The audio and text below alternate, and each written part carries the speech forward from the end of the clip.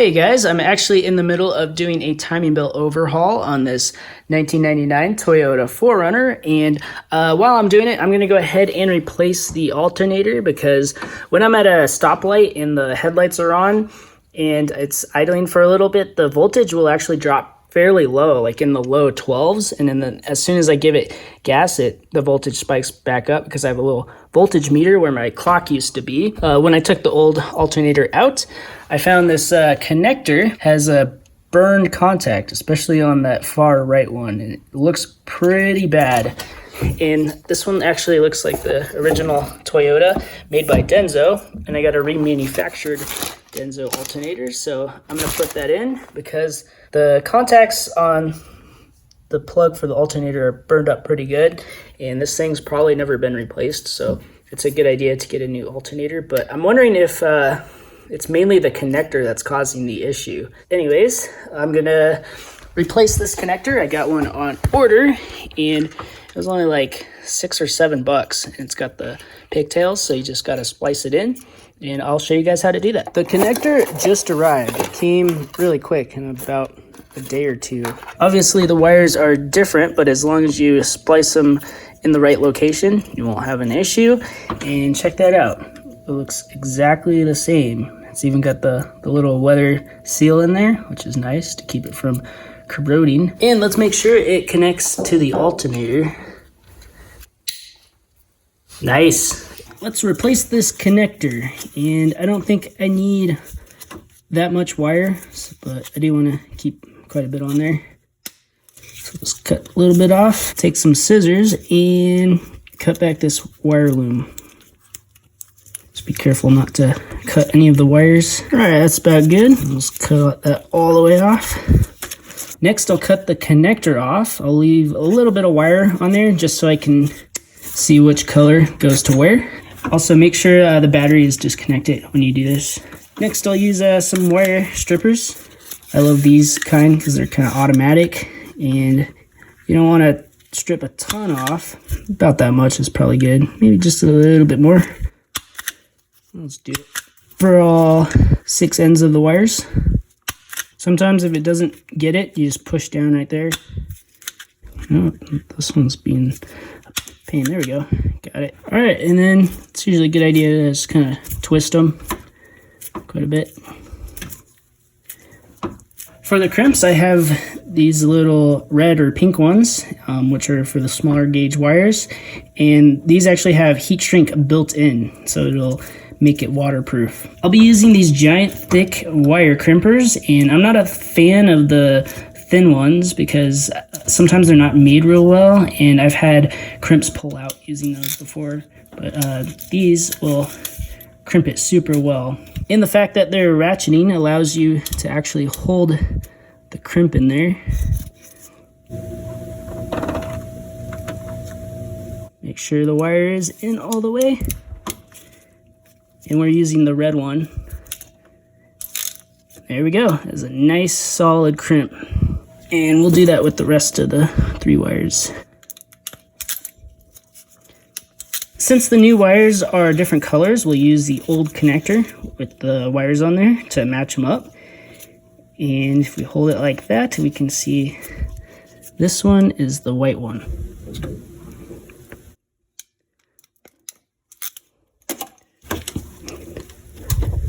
Middle one is the red and blue one.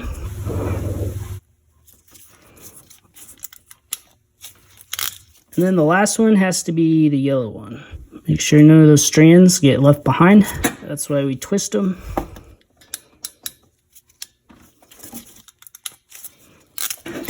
All right, and give a good tug on everything. Make sure we got good solid crimps.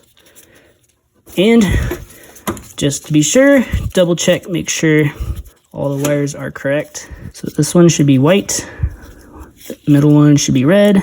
That one should be yellow and green. We are good. For this sort of thing, I like to use this smaller heat gun. It doesn't put out quite as much heat as the big ones, but that's better because with those ones, you can easily melt the shielding on the wires if you're not careful enough. But I definitely love this one. It's got a little kickstand as well, super cheap. And we'll just shrink these down.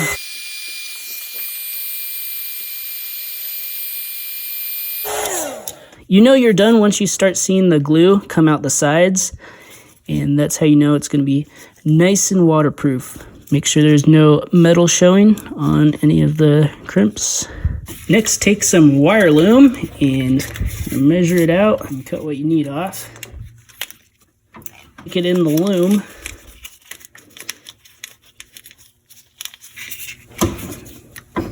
And then I'll just wrap it in electrical tape. All right, and there we go. All right, it's all plugged in. The positive cable's tightened down. I got some dielectric grease on there.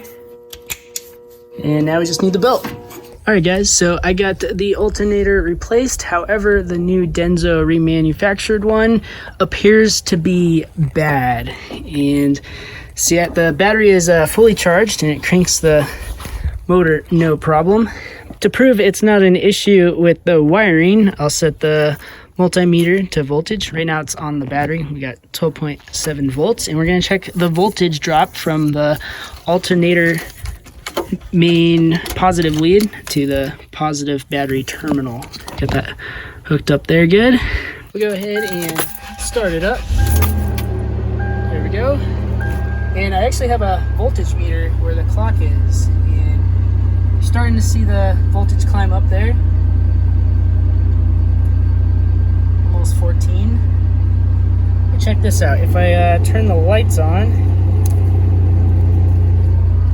turn the motor, blower motor, the defrost, look at that voltage dropping. That is not good. It's below 12 volts right now. And we'll take a look at this voltage drop real quick. Right now it's 0.06 volts of a drop, which is like next to nothing. We'll go ahead and rev it up.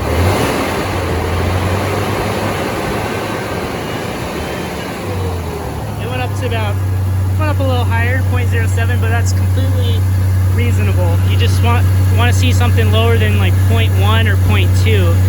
And I guess we can go ahead and test the negative side voltage drop. So we'll put that one up right there.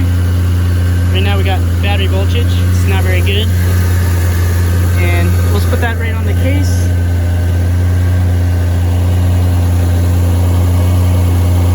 .02 volts voltage drop on the negative side, so that's completely acceptable as well. So we know we don't have a wiring issue. But listen to the alternator if I rev up the engine. Hear that whining noise? Originally I was worried that that was gonna be like something with the timing belt, because I just did a timing belt job on this. I'll turn off all the loads, and you can see that voltage starting to rise. So the alternator is not putting out much at all. But that noise is 100% the alternator, because if I remove the connector, that whiny noise goes away completely. And also it smells like something's kind of burning in there. It actually gets like super hot, like hotter than the valve cover or even the head. The thing is super hot right through that glove. So anyways, since I didn't show you guys how to replace the alternator, I thought it would be a good time to do it once I have everything back together, because it's super easy. The first thing you want to do, which is absolutely necessary, is disconnect your negative side of the battery only. And I just have this wing nut on there. Make sure it's all disconnected and not touching.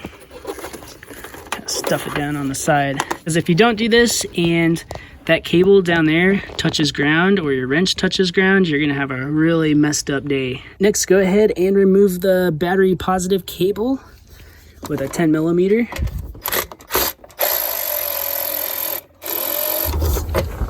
Just pull off and go to the side. And I had a little bit of dielectric grease on there. Oh, I almost forgot, I took this off already to do the voltage drop test. And this just covers it so it doesn't ground out on anything, like if you were to drop a tool or something. But all you need to do is put like a little tiny flathead screwdriver in one of these slots and just pry out very carefully to the side, and it should just pop off of there. I already did it, but this plug needs to be removed as well. and you just have to press on the little catch to lift it up, and it should just pull out. You may need something to help you kind of pry it out as you push on that, but just be careful not to break it. Another note, if you're just replacing the alternator and not the belt, you shouldn't have to take the other 3 belts off to get this one off. Only if you want to replace this belt, you'll have to do that. All right, the next nut you want to take off is this one on the bottom. It's a little hard to see with the camera, but it's easy to get to, and that's just a 12 millimeter, and that's what clamps it down and keeps it from adjusting. Since I'm pulling the alternator all the way out, we got to remove this nut all the way, but if you're just adjusting the belt, you only have to loosen it a little bit. Next, go ahead and loosen the big 14 millimeter bolt up top. Now we just have to spin that adjusting bolt counterclockwise to loosen the belt. And you have to turn it quite a bit. At some point, you're going to be able to push the bolt up, and it'll just slide right out of the alternator. And you can do this from above. It's just easier to show you down below without the skid plate. And this is what it looks like. It's just thread it through here. That's how it's tightened. And that's what moves the alternator back and forth. All right, you should be able to push the alternator in, and the belt slides right off. Spin that big bolt all the way out, since we already loosened it. And then this bolt just slides right out. Next, it makes it easy if you use a big flathead screwdriver or a pry bar. You kind of just pry it off the mount there. Be careful, it'll fall if you don't catch it. And it just slides right out. Didn't have to finagle it or anything. Rock Auto sent me a replacement alternator. It came pretty quick. However, I did have to pay with it, and they're supposed to give me a refund when I send this back. I'm hoping this one isn't gonna have the same problem, or else I'm gonna probably have to buy a new one. Before we put the replacement in, let's go ahead and check the diodes. So if you have a multimeter, go ahead and change it to the diode setting. There we go, it's the little diode symbol. Let's check the new one. Go ahead and put one of the leads on the positive side and then touch the case with the other lead. It should be showing an open circuit on one. Then go ahead and swap the leads around. Put the negative on the positive. And that looks about good. And I have a feeling the diodes are shorted out on this one, so it should be reading OL, and it's not. Swap them around. Yeah, see, either way, you're getting something. This alternator is definitely bad, and it's the diodes that are the problem, which makes sense because that whining noise is caused by the diodes, typically. That's how also, you know, if you have a really old alternator and it's making that noise, you probably know that it's not doing too well. All right, let's go ahead and stick this in. To make your life a lot easier when you're installing this alternator, this sleeve right here can move side to side, but it's pressure fit. So when you tighten the bolt down real tight, it like basically crimps against the alternator and makes it really tight, even when you take the bolt out. That's why we had to use the screwdriver to kind of pry it out of there. And you'll find it's a real pain to get it back in. To press that out towards the front of the car a little bit, I'm gonna use a 16 millimeter socket, anything that fits around that sleeve. And then I'm gonna use a C-clamp. All right, hopefully that worked. And it looks like that pressed it enough. You don't need it a whole lot, just a little bit. Here comes the alternator. Try not to drop it. Oh yeah, look at that. Slides right in. A little bit of Loctite on there because I take this thing off road. It's up to you if you want to put Loctite on or not. And we'll run that bolt in. After you thread it in by hand, of course. However, you still want the alternator to be a little loose so you can still move it back and forth. Now we'll just install the tightening T-bolt. Push it through the mount in the alternator, and then make sure the bolt and washer slide into the U part on this bracket. Go ahead and thread on this nut. but don't tighten it down just yet. Next, install the belt. Make sure it's on properly. And then start to move the adjusting bolt clockwise. You should be able to actually spin it by hand. Use the ratchet and keep tightening it. Longest exposed part of the belt can only be turned about halfway and not any further. That's how you know if it's tight enough. That's about good right there. Tighten up the lower nut. Tighten up the big upper bolt.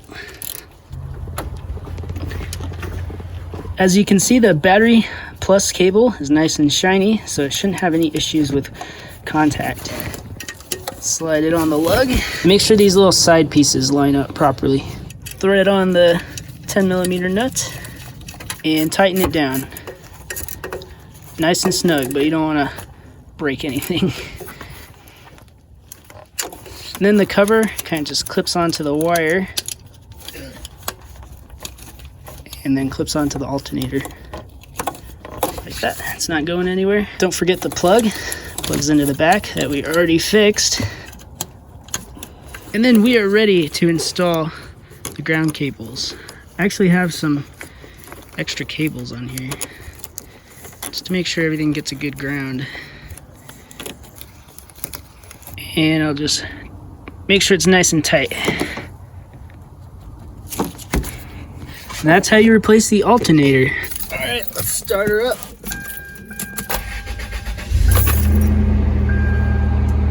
Look at that, went right up to 14 volts. Lights are on, 14 volts. All right, let's turn the defroster on. Dang, holding right there at 14. No more whining noises at all, completely gone. It's been running for about 5 minutes and that's not hot at all compared to the other one where it was like burning my fingers off. Cool, this is all fixed. I don't know, hopefully this one doesn't go bad in like a few months or so, but I'll keep you guys posted. Anyways, thanks for watching. I hope you found this video useful and I will catch you guys later. Peace out.